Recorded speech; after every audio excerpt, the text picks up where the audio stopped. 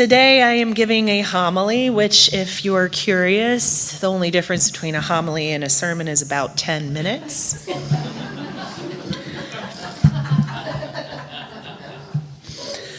Mother's Day is a day that can elicit many feelings and emotions in people. And I'd like to ground us in the healing, peaceful origins of Mother's Day through the efforts of many people, but guided originally by a Unitarian abolitionist and suffragette, Julia Ward Howe. Does anybody here read Heather Cox Richardson? Did you read it this morning? She took pretty much my whole sermon, so no. But she talked about Julia Ward Howe. In 1870, after the Civil War, it was a great time of incredible division and a time that had seen so much violence that had not been precedented before, and there was so much loss of life. Julia made a Mother's Day proclamation in which she calls on women to unite so that the great human family can live in peace. That vision of a world where all children are safe and held and free, as Reverend Gretchen Haley said in our chalice lighting words this morning. It's the same thought. It makes so much sense that Mother's Day came out of vision of matriarchy, a system which prioritizes the care for, nurturing, and growth of our children and all children. This is the fuel and the function of the system of matriarchy. While matriarchy has not been the primary system under which our modern society has functioned, the power of motherly love has shown itself strong, needed, uniting, and deeply, universally desired. It has been and continues to be a deep yearning for humans to know the love of God and to know the love of our mothers. In a piece titled "God is a Woman and She's Growing Older," Rabbi Maggie Wenig conjures an image of God as a woman who has aged to the point where she moves very slowly.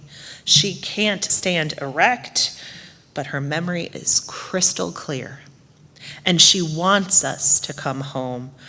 Rabbi Wenig says, God won't call, though, for she is afraid, Rabbi says, that we will say no. She can anticipate the conversation. We are so busy. We'd love to see you, but we just can't come. Too much to do. The rabbi asks, what if we did go home and visit God?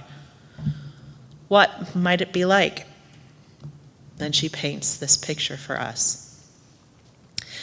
God would usher us into her kitchen, sit us at her table, and pour 2 cups of tea. She has been alone so long that there is much she wants to say, but we barely allow her to get a word in edgewise, for we are afraid of what she might say, and we are afraid of silence. So we fill the hour with chatter, words, so many words, until finally she touches her fingers to her lips and she says, shh, shah, be still. Then she pushes back her chair and she says, let me have a good look at you. And she looks, and in a single glance, God sees us as both newly born and dying, coughing and crying, laughing and dancing, as young children afraid of the road ahead, and as old people looking back, wondering where the years went. God holds our face in her hands and whispers, do not be afraid. I will be faithful to the promise I made to you when you were young. I will be with you even in your old age. I will be with you when you are gray-headed still. I will hold you. I gave birth to you. I carried you. I will hold you still. Grow old along with me. So beautiful. Those were the words from the rabbi. This promise from God.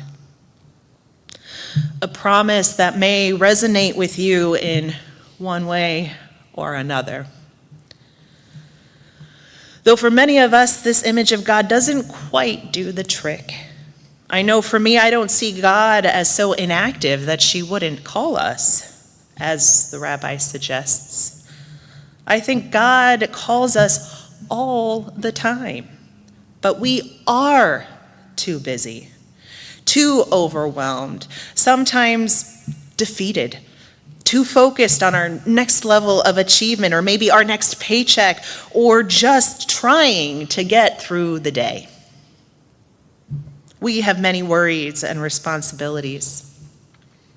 But the moments where we notice the beauty of the flowers, where we feel the sunlight on our faces, when we take the hand of a friend or look in the eyes of someone we love dearly, I feel like these are moments from God. In fact, I've heard these moments called glimmers, kind of the opposite of triggers. A trigger is something that sets off something troubling and stressful inside of us. And a glimmer are moments that evoke joy, gratitude, hope, love. I am seeing glimmers in many ways. Through the united efforts of centering the safety of children in response to the way ICE is conducting their business, splitting up families, causing horrific memories for children whose care and well-being have been and continue to be completely disregarded. I'm seeing glimmers in the resistance to wars of violence and devastation. A war in Iran which on its first day killed so many children. Wars which starve innocent and steal away peace for only certain people. The matriarchy is playing a strong role in resistance. And this includes all of the men who have helped patrol at schools and at food pantries, places that have become targets, and for all who have reported on the wars and worked to feed hungry children in desert cities. But these aren't just glimmers. God calls when great harm is being done. God is not aging uselessly in some heavenly kitchen waiting for us. We just need to pick up the phone or check our text or Signal or WhatsApp or Facebook or Instagram or Snapchat or all the other ones. God is everywhere after all. That's my theology. You're welcome to disagree. I also think we should be inviting God to our table.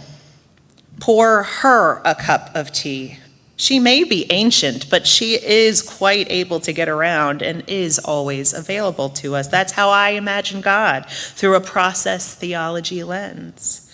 A movement that is all around us, willing us to participate in creating a more loving world for ourselves and for everyone, for all life. I may not agree entirely with this image from the rabbi, but I still like it.